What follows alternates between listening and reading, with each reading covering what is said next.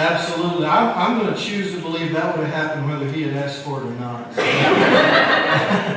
Like Jacob said, I'm Bryon Shaw, the Next Generation Pastor here. If I haven't had a chance to meet you yet, hopefully we can do that after the service. But it's my great honor to speak with you today. I'm excited that you've chosen to be here. You could have chosen anywhere in the world to be, whether it's here in person or checking us out online, you've chosen to be here today. So thank you for that. Here at the beginning, before we get started with anything else, I want to start out by wishing everyone here a happy Memorial Day Eve. I guess it is, because technically I guess tomorrow is Memorial Day itself. But Memorial Day is one of those holidays that has kind of taken on a second identity that's different from what it was intended to be. Memorial Day now is thought of as the unofficial kickoff to summer. When Memorial Day gets here, the starter pistol fires all over social media. I've been checking out this week. We've had graduations and kids promoting up to this grade to that grade, vacations starting. Maybe most importantly, I've seen a lot of the pools are open. There are a lot of kids jumping into pools and all that kind of stuff. And so Memorial Day is usually like the line of demarcation. Memorial Day gets here, summer has begun.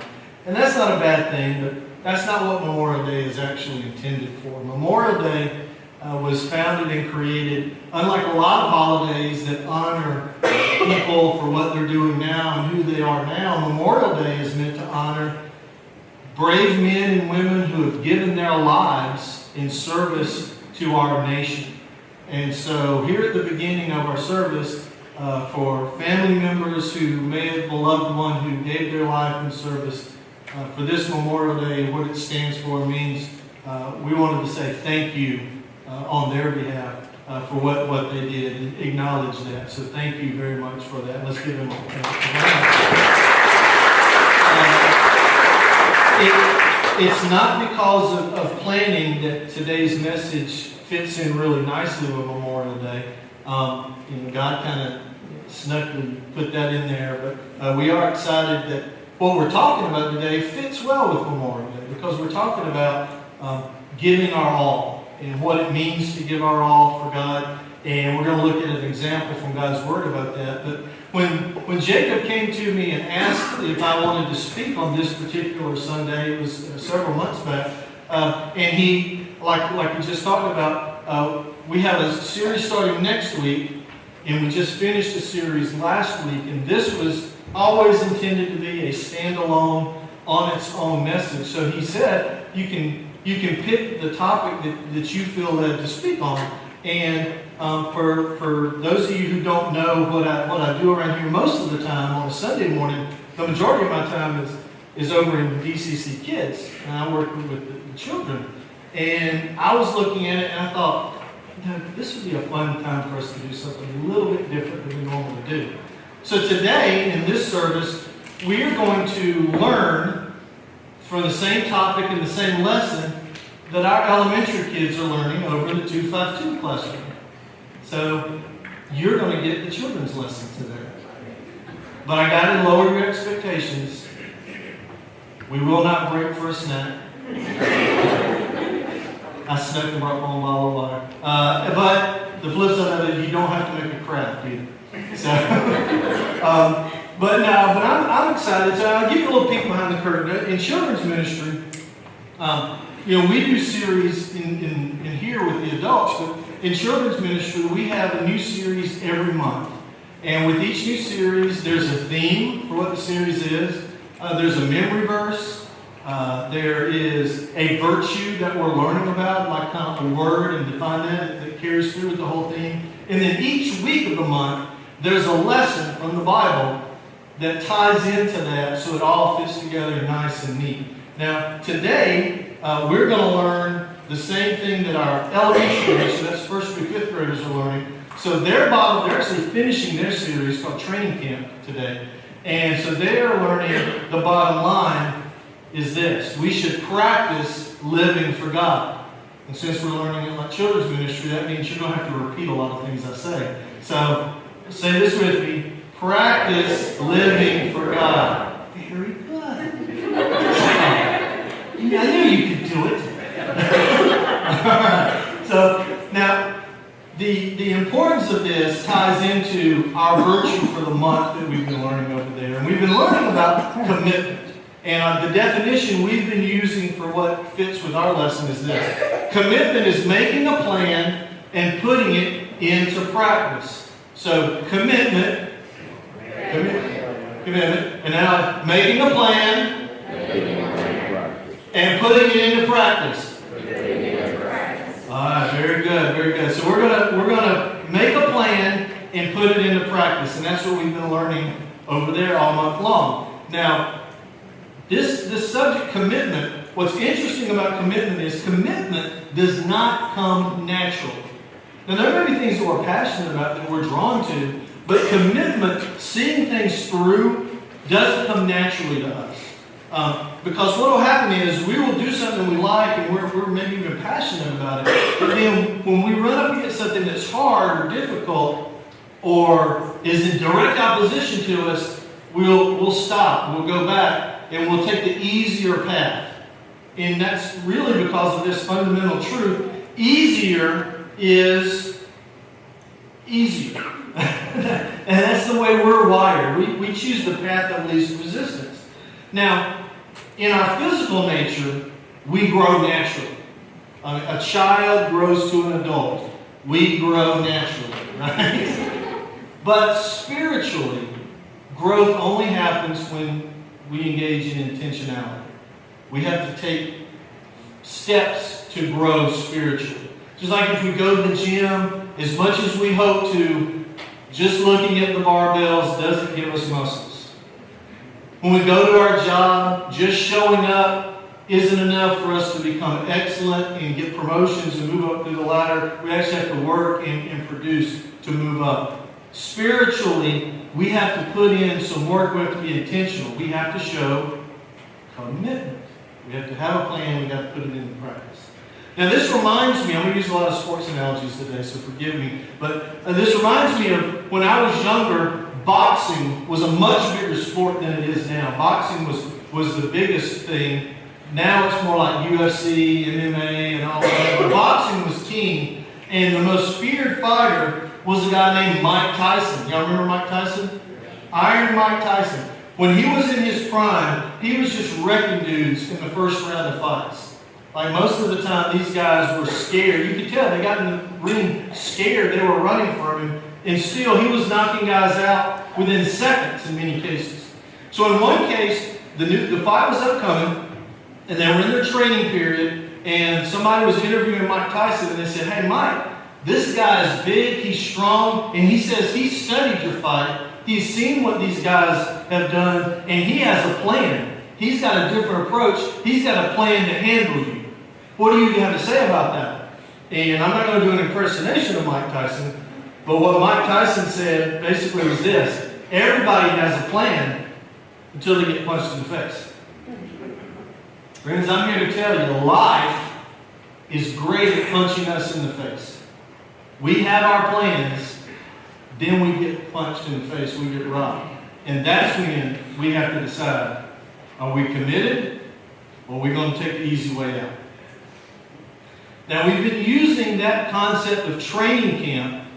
Mike was in training camp when he gave that interview. We've been using training camp as an example to our kids to help them understand the idea of commitment. And I think we understand what training camps are, but like in the sports world, for example, football teams, their season is in the fall, so they'll have a training camp for several weeks before the season begins, where they'll come together, they'll practice, they'll start getting in physical shape, they'll worry about calisthenics and getting their bodies ready. Eventually they put on pads and they start hitting and tackling. They're working on the plays. They may even scrimmage, all to be ready for when the season hits. They're ready to give it their all. In baseball season, they have spring training.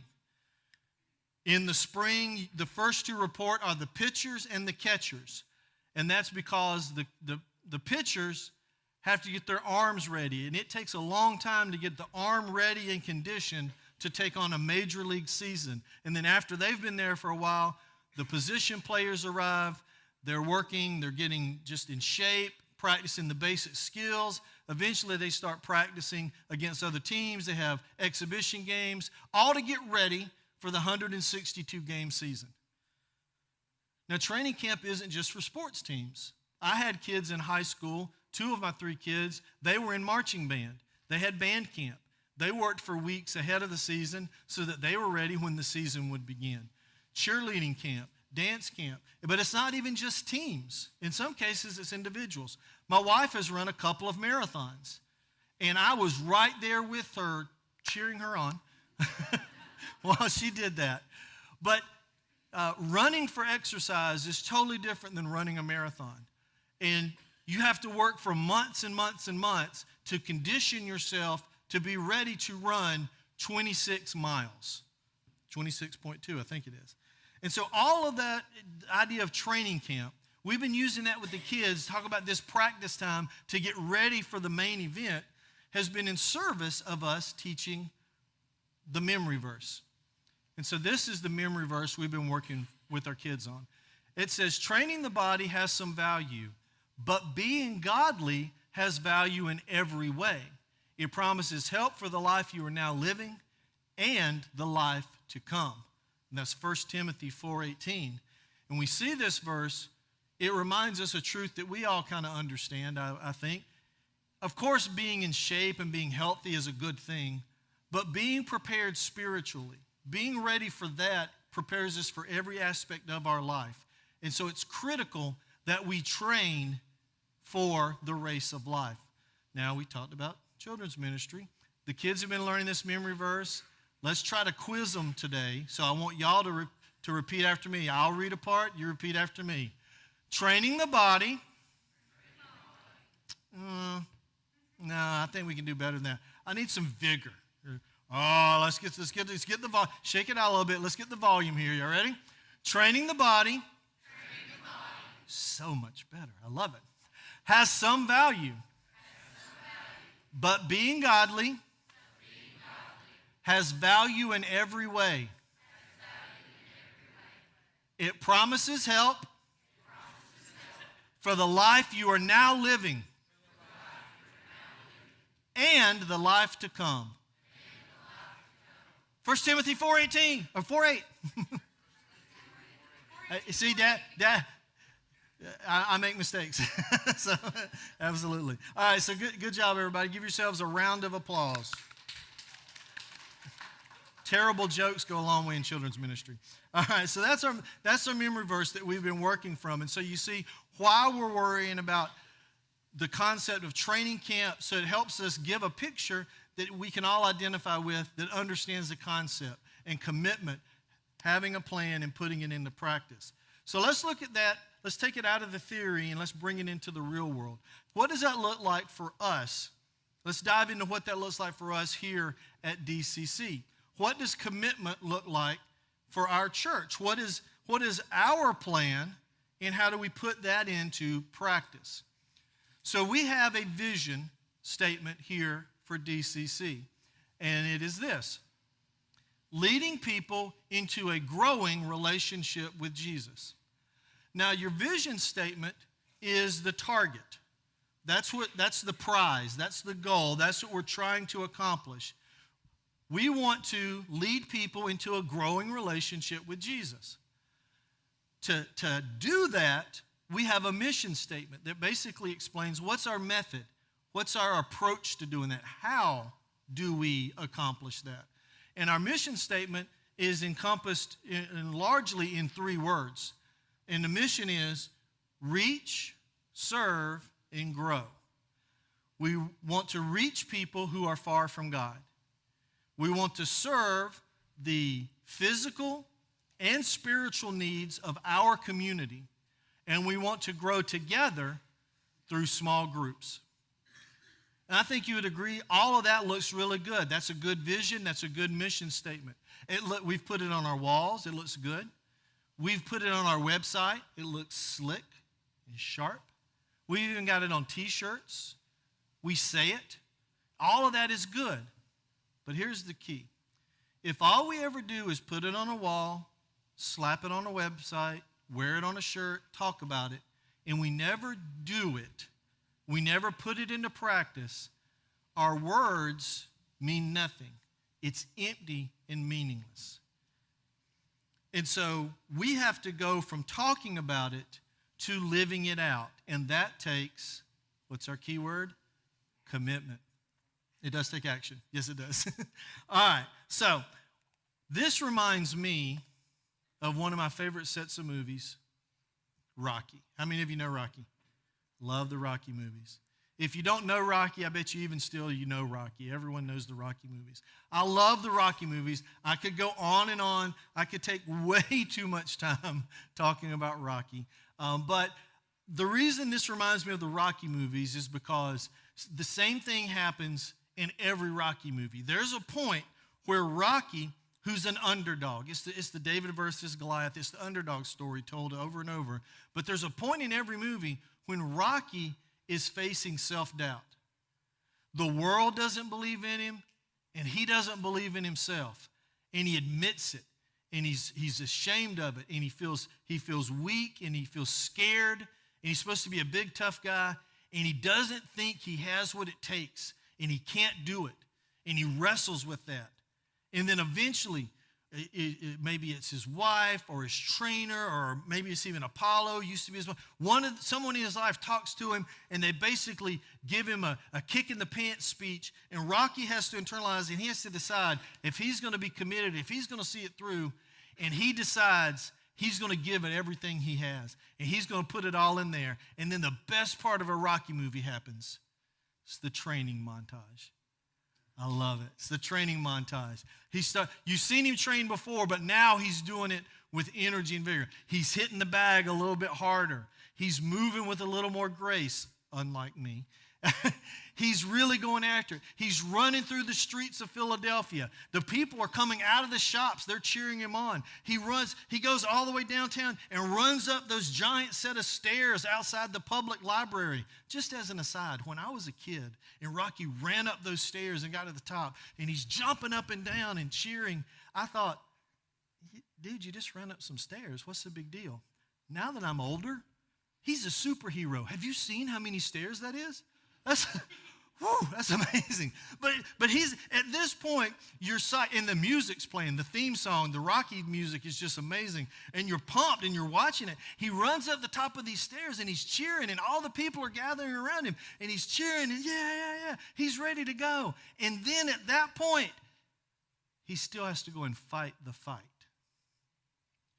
You see, all that training and all that belief and all of that running and getting ready and the practice means nothing. The movie wouldn't be anything if he didn't then go and get in the ring, lace up his gloves, and have the fight. And that's the same with us. We have to be like Rocky.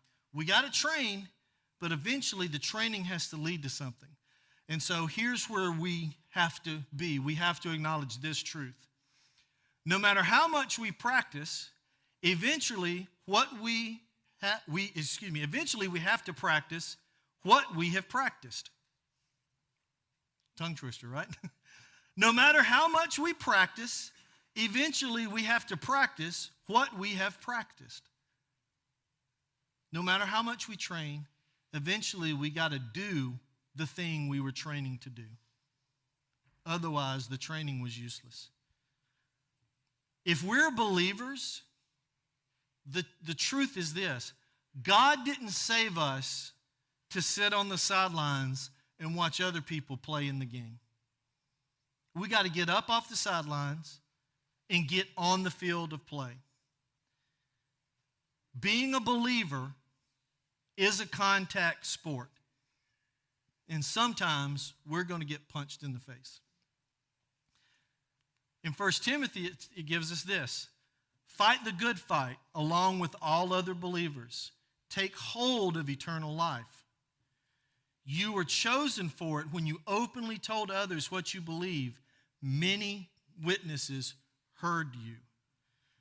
We got to put our plan into practice so we can grow in our relationship with God.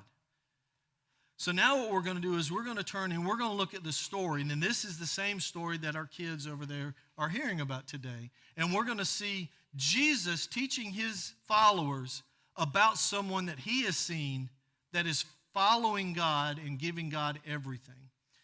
So this is going to be in the book of Mark in chapter 12. And when we're looking at Mark, we should keep in mind Mark is one of the Gospels. The Gospels are the first 4 books of the New Testament, Matthew, Mark, Luke, and John, and they tell us the story of Jesus.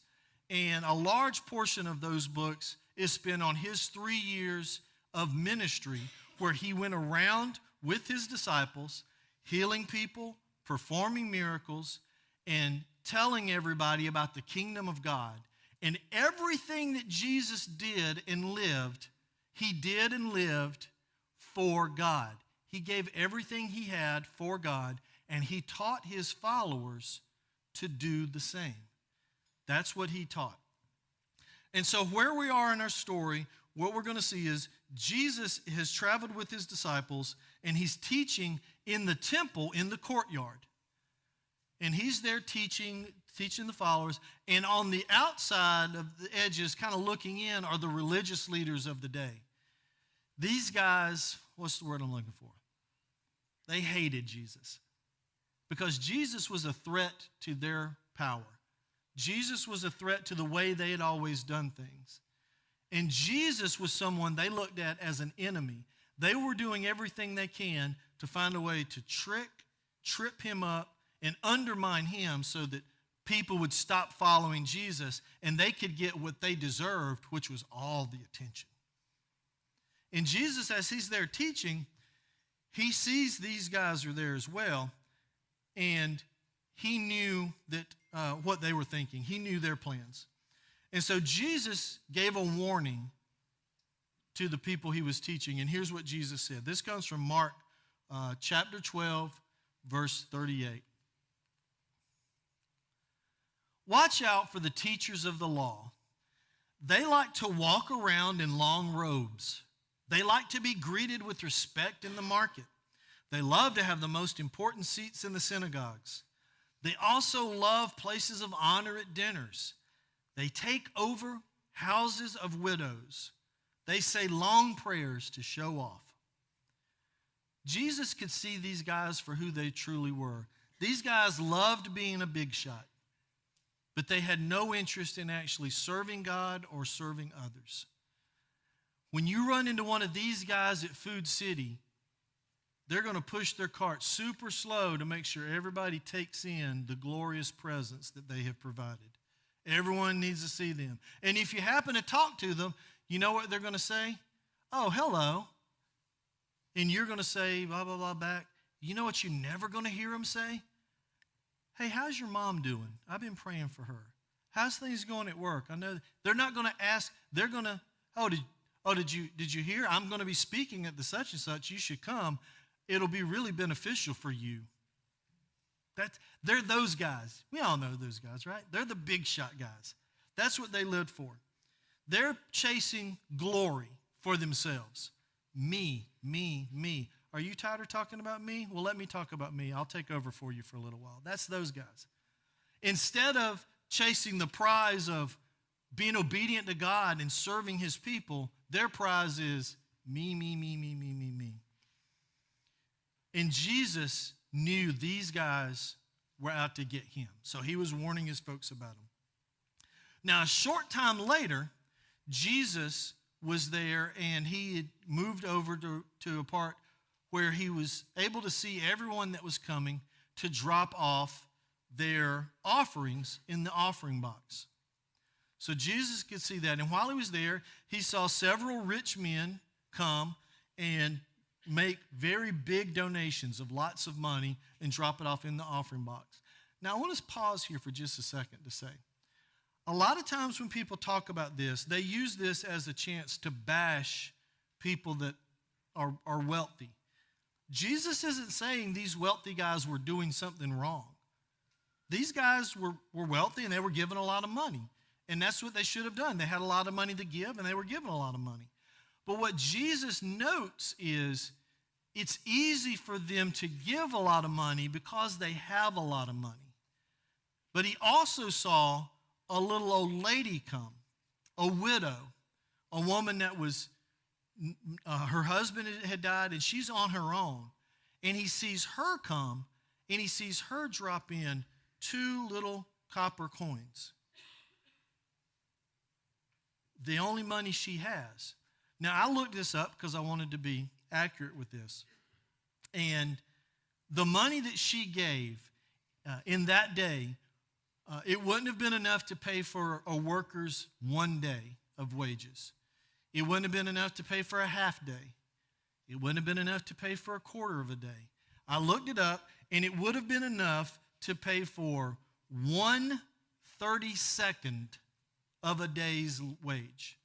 Just a few minutes of someone's time. And yet that's all she had, and she was giving it away. Jesus saw this. He saw this woman do this, and he called his disciples around, and he said, come here. And then he taught them this. This is in Mark 12, picking up in verse 43. He said, what I'm about to tell you is true. That poor widow has put more into the offering box than all the others. They all gave a lot because they are rich, but she gave even though she is poor. She put in everything she had. That was all she had to live on. And I hear that, and I just think, wow. Jesus is describing that as if she just gave $1 million.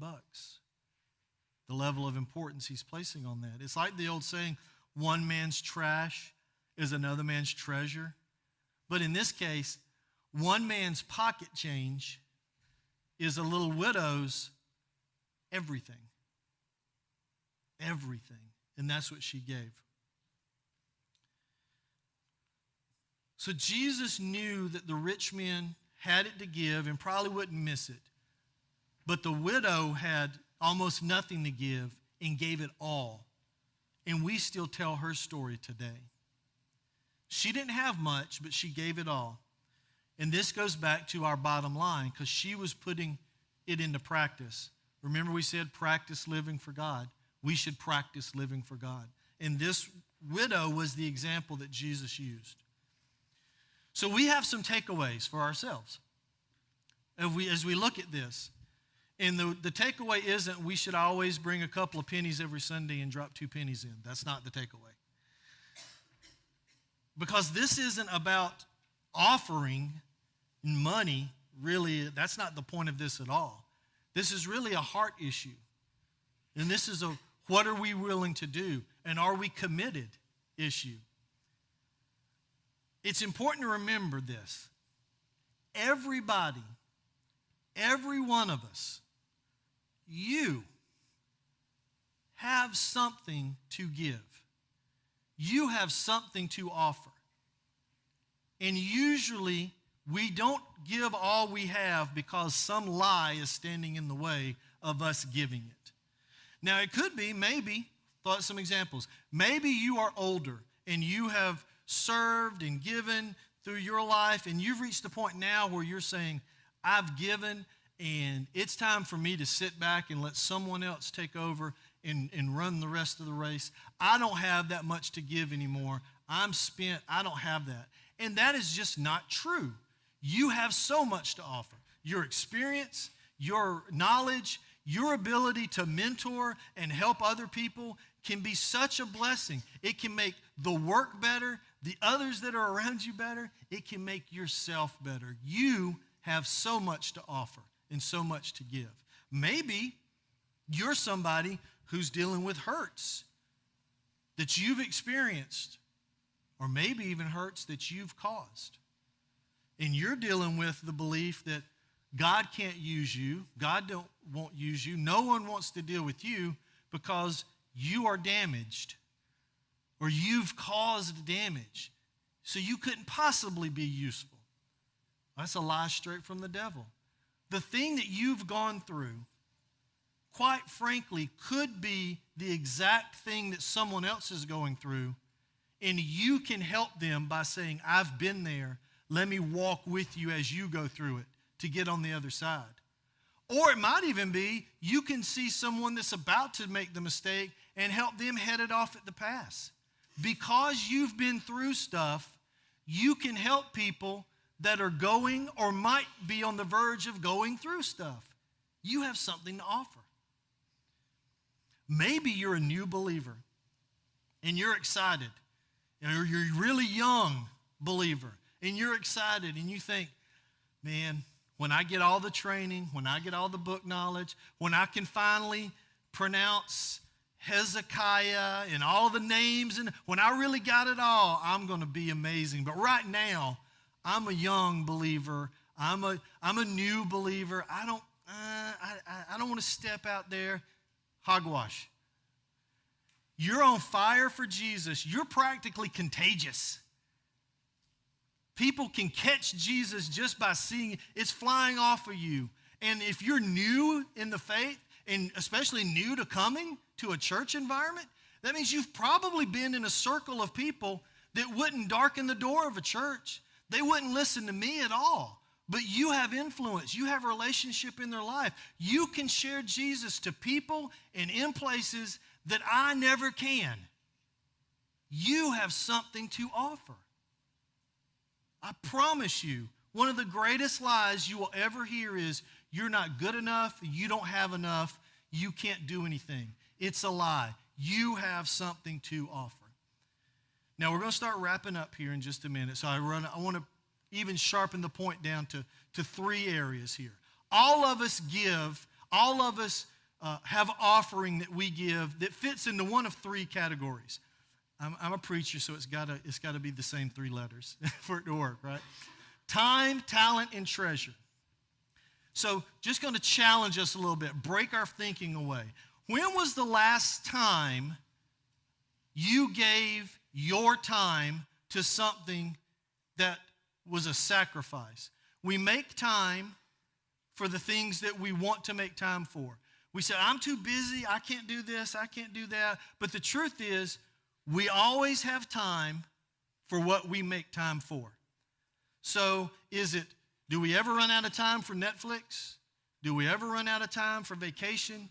Do we ever run out of time to get overtime so we get a little bit extra money? Do we ever run out of time for travel ball? Do we ever run out of time for anything else to the point where we would say, I'm not doing that because I got to go serve my Lord? Do we ever sacrificially give of our time? Maybe it's our talent. Every one of us has skills, talents, abilities that we can use to bless other people.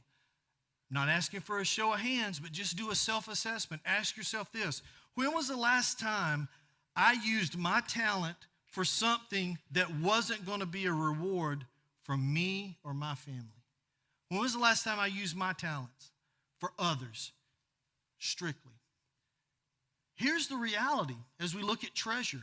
A lot of people are more willing to write a check than they would ever be to give of time or talent. I would rather pay you money than have to come and hold a baby in a nursery.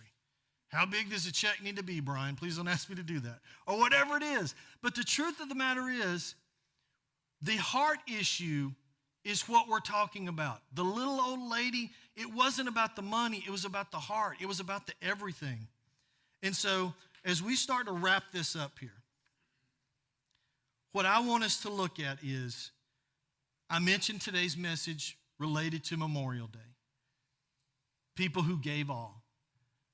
And I want to bring it back around to someone that gave all. Someone who died heroically for the sake of others. And his name is Jesus. Jesus came and he gave everything. He gave everything he had, time, talent, treasure, every bit of it. He died on a cross for each one of us. And now we have an opportunity to serve him with what we have. Whether it's our money, whether it's our skills, whether it's our time, we have an ability to do that. And each of us is called in different ways and has different opportunities, but we are called. Remember, this is not a spectator sport. So as the band gets ready to come, we're going to look at a key question here as we wrap this up. How can I practice living for God? We want to make this practical for each one of us. As we leave this place today, we want to answer this question. How can I practice living for God? Well, that might start with this. have you ever accepted Jesus as your Lord and Savior? If you're going to live for God, it would start by accepting the gift that he has given. Jesus came and died for us. Maybe you've wrestled with that. Maybe it's for some of those reasons we've talked about. I'm not good enough, or I'm too damaged, or I've hurt people, I've done wrong. It's not about anything you will ever do to measure up. It's about your willingness to accept and confess Jesus as Lord. Are you willing to do that? Maybe that's where you're starting. Maybe practicing living for God for you might be a habit, a lifestyle, a relationship, something that you know you need to lay down because it is separating you from God. You have placed it here and God somewhere down here. Maybe it could be time to get active in an area of sacrificing your time by serving others, or your talents by giving more, or treasure that you do have that you're not giving. And just ask yourself, am I ever giving anything that doesn't come freely? Am I only serving when it's easy? Do I ever serve when it costs me something? The band's going to lead us through a song called I Surrender. And my challenge to each one of us now is to examine our hearts in these ways. And whatever there exists that separates us from God, whatever we're holding on to rather than giving away, I pray that we will see that, identify that, and lay that down. We would love to walk with you through that as a church. The altar will be open as we sing. I'll pray, and then we'll sing together. Father God, thank you so very much for sending us your Savior, your Son, Jesus. We thank you for the love you have shown and the freely given gift of his salvation offering, covering our sin through no work of our own. I pray that right now you would help each one in this room, each one that's hearing my voice, to know you and to follow you and to serve you in the way that you have called. I pray that you would identify those ways, lay them upon our heart, and show us how we can, as this widow did, how we can give our all in service to you and surrender to that.